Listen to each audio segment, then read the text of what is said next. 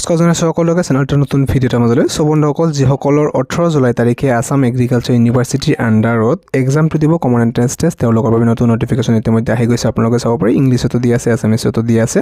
তো চাওক, এইটো নটিফিকেশ্যনটো ইতিমধ্যে 13 জুলাই তাৰিখে দিয়া হৈছিলে।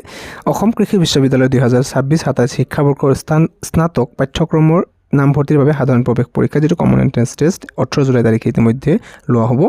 ৰাজ্যৰ মুঠ 18টা কেন্দ্ৰক সাঙুৰি ক্ৰমে গুৱাহাটী, ডিব্ৰুগড়, শিলচৰ, যোৰহাট, তেজপুৰ আৰু কোকৰাঝাৰত 3টা পৰ্যায়ত অনুষ্ঠিত হ'ব এক্সামটো। ফাৰ্ষ্ট শিফ্টটো ইয়াতে ৰাতিপুৱা 9 বজাৰ পৰা 11 বজালৈকে থাকিব। ছেকেণ্ড শিফ্টটো 12:30 বজাৰ পৰা 2:30 বজালৈ থাকিব।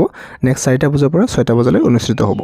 আবেদনকাৰীসকলে ইতিমধ্যে আপোনালোকে নিশ্চয়কৈ এডমিট কাৰ্ড বা নিজৰ প্ৰৱেশ পত্ৰ ৱেবছাইটৰ পৰা ডাউনলোড কৰি লৈছে।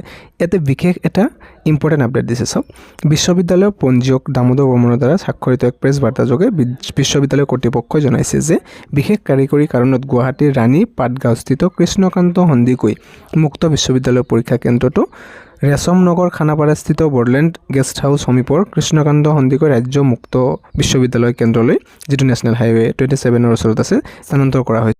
আৰু তদনুৰূপ সংশ্লিষ্ট আবেদনকাৰী পুনৰ উপলব্ধ প্ৰৱেশ পত্ৰ কৃষি বিশ্ববিদ্যালয়ৰ ৱেবছাইটৰ পৰা গ্ৰহণ কৰিবলৈ অনুৰোধ জনোৱা হৈছে। ইয়াতে এইটোৱে কোৱা হৈছে যে যিসকলৰ এক্সাম চেণ্টাৰটো ইয়াতে Krishnakanta Sandikoi state open university, যিখন পাটগাঁও গুৱাহাটীৰ ৰাণীত আছে, চ' সেইখনৰ চেণ্টাৰটো ইতিমধ্যে চেঞ্জ কৰি আপোনালোকৰ Krishnakanta Sandikoi state open university Resham নগৰৰটোত লোৱা হৈছে।